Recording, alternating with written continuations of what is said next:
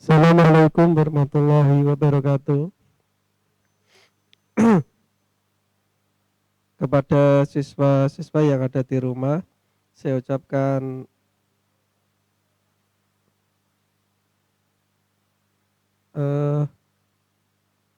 apa itu?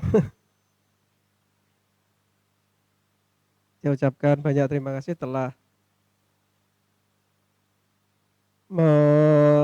mengikuti acara daring yang dilaksanakan oleh sekolah kita atau madrasah kita, yaitu daring ilmu pengetahuan yang sekarang di hari Sabtu ini kita akan membahas mengenai ilmu IPA.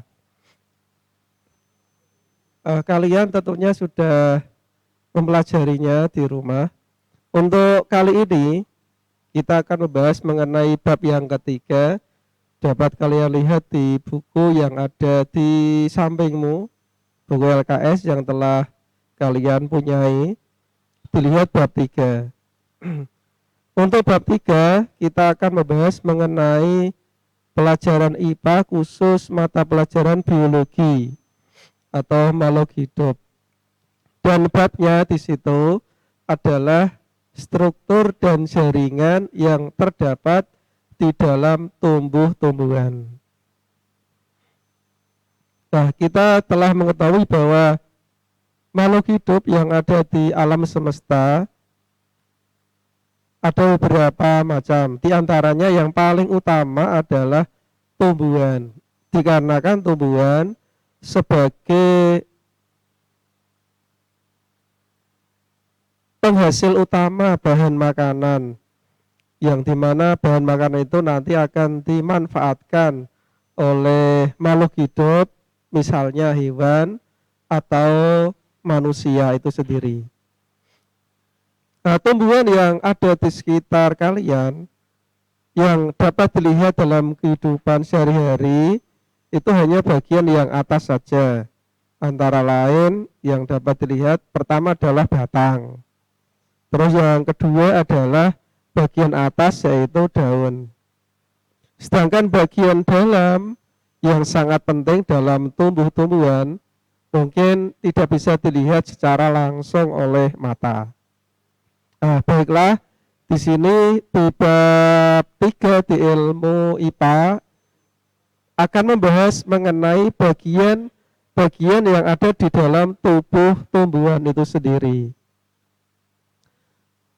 Tumbuh-tumbuhan yang ada di sekitar kita dibagi menjadi 3 bagian utama yang penting. Yang pertama diawali bagian paling bawah sendiri utama, yaitu akar.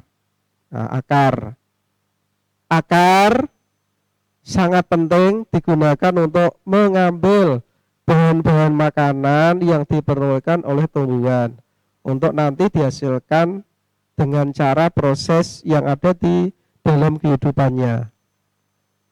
Terus bagian yang penting kedua adalah batang.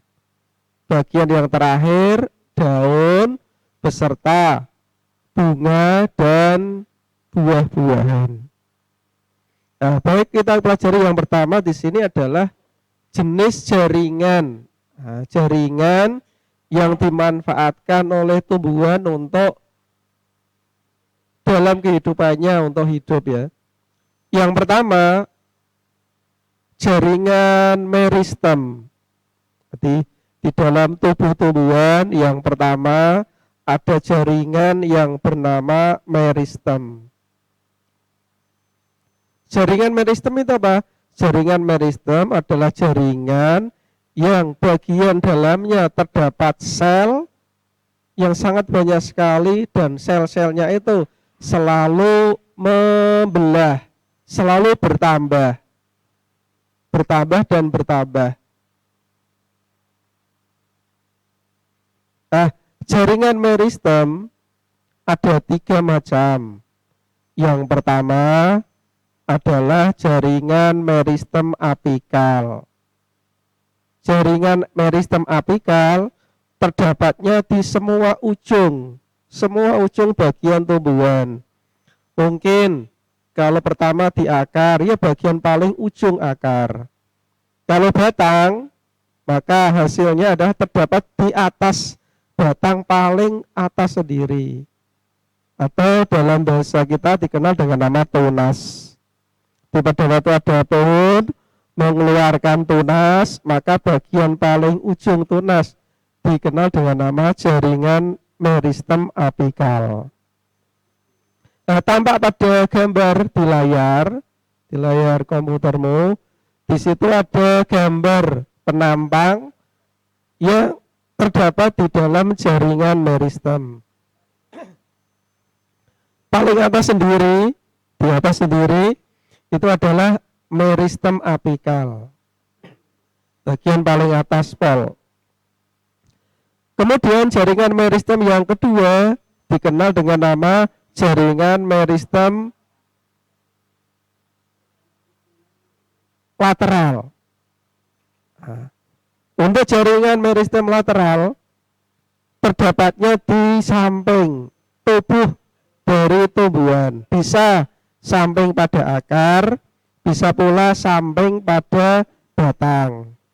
Dan yang ketiga disebut dengan nama jaringan meristem interkalar, atau jaringan ini terdapatnya luas, artinya di semua tubuh tumbuhan ada jaringan meristem interkalar. Itu 3 jaringan meristem ya yang ada di dalam tubuh tumbuhan. Nah, tumbuhan pada waktu hidup ada kalanya pada waktu dia keluar dari tunas biji, maka akan menghasilkan beberapa daun. Kemudian batangnya bertambah tinggi dan bertambah tinggi. Ya. Bertambah tingginya itu tanggung jawab dari jaringan meristem apikal.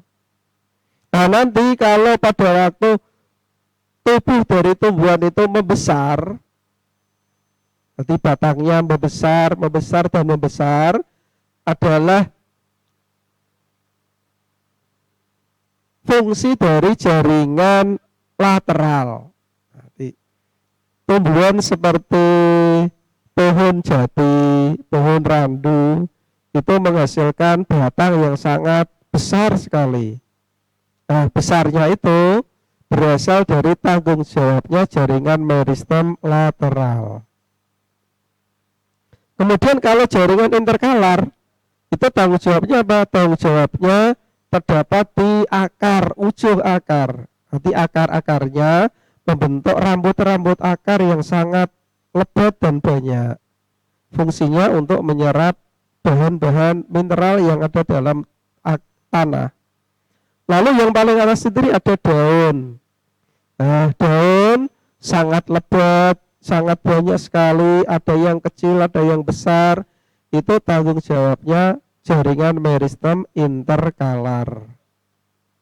Dan tidak mungkin ada daun asalnya kecil terus melebar tidak. Kalau kecil ya kecil terus, kalau besar terus. Maka jaringan yang berfungsi untuk menambah daun menjadi lebat itu adalah interkalar, bukan lateral. Terus kalau ada pohon ditebang oleh manusia, dibabat sampai di atas tanah sedikit, kok tiba-tiba pohon tersebut mengeluarkan tunas, maka keluarnya tunas adalah tanggung jawab dari jaringan meristem apikal. Nah, itu jaringan yang pertama. Kemudian jaringan yang nomor 2 disebut dengan nama jaringan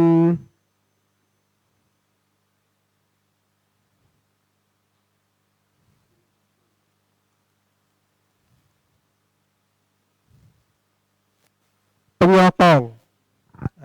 Jaringan yang kedua dikenal dengan nama jaringan penyokong atau penguat. Disebut jaringan penyokong atau penguat karena pohon itu harus berdiri sangat tegak, berada di atas permukaan tanah, dia terkena angin, terkena dorongan, maka harus ada yang menguatkan. Yang menguatkan disebut dengan nama jaringan penyokong atau penguat. Ada 3 jenis jaringan penyokong. Yang pertama, jaringan kolenkim. Yang kedua, jaringan sklerenkim. Dan yang ketiga disebut dengan nama jaringan parenkim. Ada 3 jaringan penguat. Yang pertama disebut dengan nama kolenkim. Kemudian yang kedua sklerenkim dan yang ketiga parenskim. Nah, itu nama-namanya. Mungkin namanya sangat sukar dihafalkan ya. Yang pertama untuk jaringan kolenkim itu letaknya di bagian tubuh yang masih muda. Bagian tubuh tumbuhan yang masih muda. Kemudian jaringan kolenkim berbentuk memanjang dengan ketebalan yang tidak merata. Jadi jaringan yang pertama kolenkim. Terus jaringan yang kedua namanya sklerenkim. Jaringan sklerenkim ini jaringan yang sangat tebal dan jaringan ini letaknya paling luar. Paling luar. Sebelum kulit luar di situ ada jaringan tebal yang namanya sklerenkim. Jaringan ini bentuknya sangat kuat sekali. Contohnya kalau di dalam tubuh tumbuhan yaitu adalah kayu. Kayu yang digunakan untuk membuat meja dan kursi itu adalah jaringan sklerenkim. Kemudian kalau pada buah kelapa itu ada batok. Batok ini termasuk jaringan mati yang namanya sklerenkim. Terus jaringan penguat yang ketiga namanya parenkim. Parenkim ini letaknya di antara kolenkim sama sklerenkim. Kolenkim letaknya di bagian paling muda, kalau sklerenkim jaringan yang agak tua atau mati, sel-selnya pada mati. Kalau parenkim ini bertugas untuk menambah batang supaya bisa bercabang atau mempunyai ranting. Terus jaringan berikutnya yang ketiga disebut dengan nama jaringan dasar. Jaringan dasar ini disebut juga dengan namanya parenkim. Jadi parenkim ini bisa disebut jaringan penyokong, bisa juga dikenal dengan nama jaringan dasar. Jaring ini mengisi ruang-ruang yang ada di dalam batang, daun maupun akar. Jadi untuk mengisi kekosongan maka terdapatlah jaringan dasar. Fungsinya untuk melengkapi aja parenkim. Dapat dilihat pada gambar tersebut pada jaringan dasar. Di dalam tubuh tumbuhan di situ ada tulisan xilem sama phloem. Xilem sama phloem nanti dibahas di jaringan berikutnya. Terus diletak sebelah kirinya phloem di situ ada kolenkim. Kolenkim itu letaknya di kulit terluar dari batang atau terdapat di akar juga bisa. Terus di dalamnya ada yang namanya parenkim. Ada bentuk-bentuk bulatan kecil-kecil. Itu adalah untuk mengisi agar tubuh tumbuhan bisa berdiri tegak.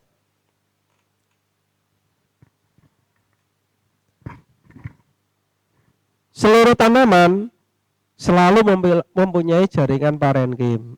Nah, seluruh tanaman, baik itu tanaman kecil maupun pohon yang sangat besar, keseluruhannya memiliki jaringan parenkim. Kemudian jaringan yang berikutnya adalah jaringan pengangkut. Nah, jaringan pengangkut berfungsi untuk mengangkut air dan garam mineral yang berasal dari tanah untuk dialirkan menuju ke dalam tubuh-tubuhan. Nah, setelah masuk dalam tubuh-tubuhan, nanti terakhir itu akan diarahkan menuju ke daun.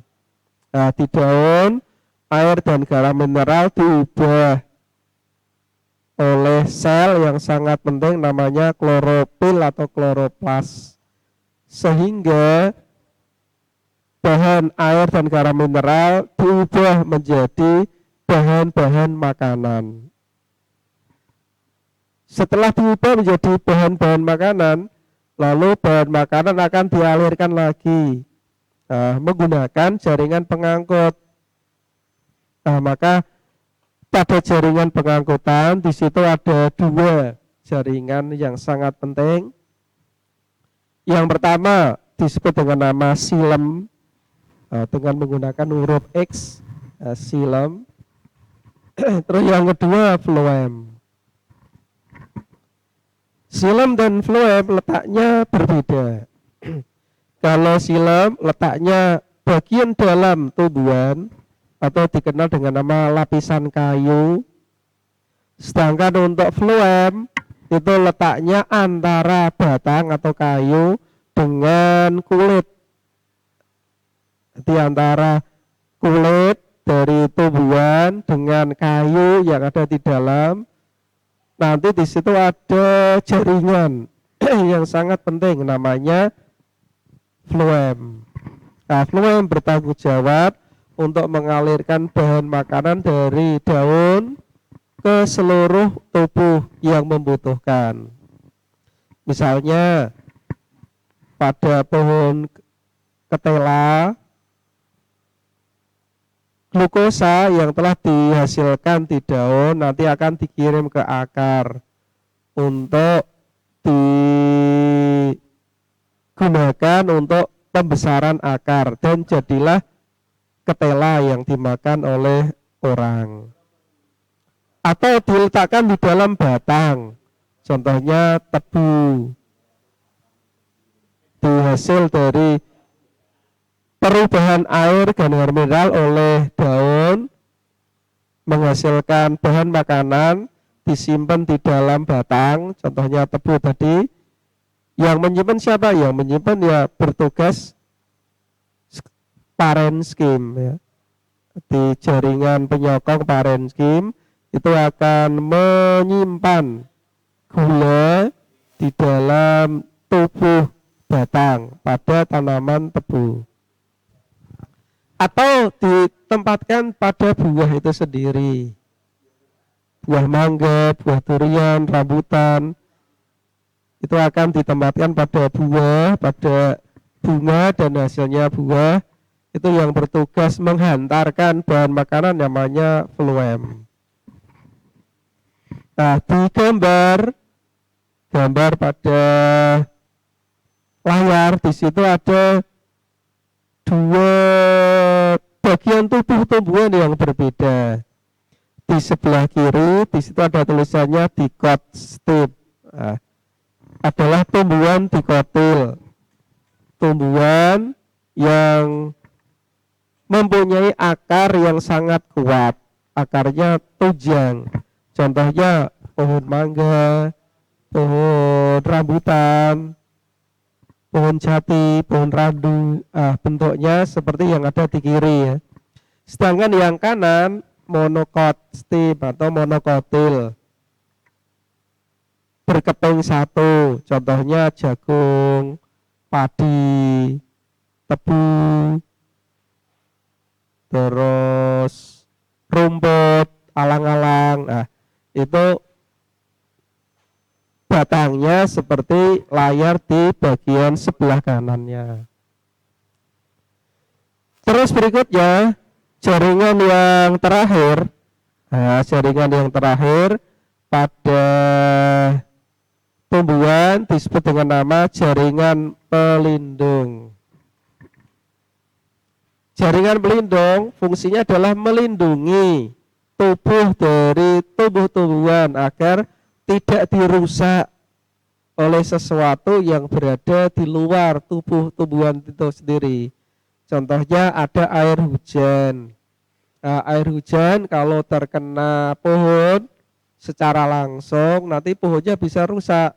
Nah, supaya air hujan tidak merusak bagian tubuh dari tumbuhan, maka pada tumbuhan ada jaringan pelindung. Kemudian sinar matahari. Nah, sinar matahari yang sangat panas pada waktu menghantam tubuh tumbuhan juga bisa merusak. Supaya tidak rusak maka tumbuhan diberikan jaringan pelindung. Pada bagian atas yaitu daun, jaringan pelindung biasa dikenal dengan nama epidermis. Namanya epidermis. Jaringan tipis yang terdapat pada daun. Terus bisa juga pada daun ada jaringan pelindung paling atas sendiri, tetapi khusus ini dikenal dengan nama jaringan kutikula. Nah, jaringan kutikula atau lapisan lilin. Nah, lapisan lilin. Contohnya daun talas lompong. Pada waktu lompong terkena air hujan, maka daun lompong tidak basah. Kenapa? Karena di bagian paling atas daun lompong ada lapisan lilin. Nah, lapisan ini sangat kebal dengan air ya. Jadi air kalau kena lapisan lilin maka airnya akan langsung hilang. Dia tidak akan basah. Seperti orang memakai jas hujan. Nah, memakai jas hujan maka airnya tidak bakal menembus baju dari orang tersebut. Pada batang juga terdapat jaringan pelindung juga. Bisa dikatakan epidermis, bagian paling luar, kulit luar yang sering kelupas, sedangkan bagian agak dalam namanya endodermis. Pada akar juga sama, di kesemuanya ada jaringan pelindung, berfungsi untuk melindungi agar tubuh-tumbuhan tidak mengalami kerusakan. Nah, itu pada jaringan pelindung ya. Nah, dapat kalian lihat pada gambar jaringan pelindung, di situ ada gambar berwarna hijau. Gambar hijau itu adalah penampang dari daun ya, penampang dari daun. Bagian paling atas namanya epidermis. Terus bagian paling bawah epidermis bawah.